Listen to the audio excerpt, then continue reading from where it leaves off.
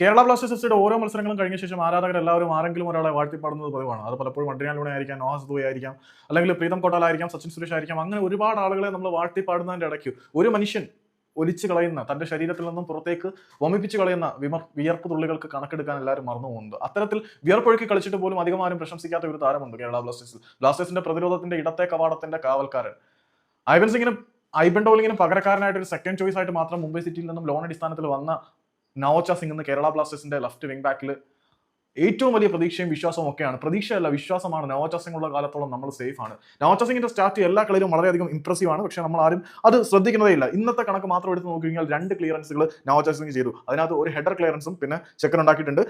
6 ടാക്കിളുകൾ attempt ചെയ്തു. അതിനകത്ത് 5 എണ്ണവും വിജയിക്കാൻ നവോച്ച സിംഗിന് കഴിഞ്ഞിട്ടുണ്ട്. 83% ടാക്കിൾ വിന്നിംഗ് പെർസെന്റേജ്.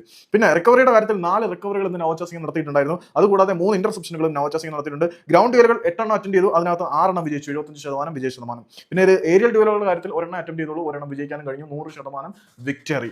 പിന്നെ ബാക്കിയുള്ള ആക്യുറേറ്റ് പാസിന്റെ കാര്യത്തിൽ അദ്ദേഹം 34 പാസുകൾ 27 എണ്ണവും വളരെ കണിശമായിട്ട് പോയിരുന്നു, 79% പാസിംഗ് ആക്യുറസി.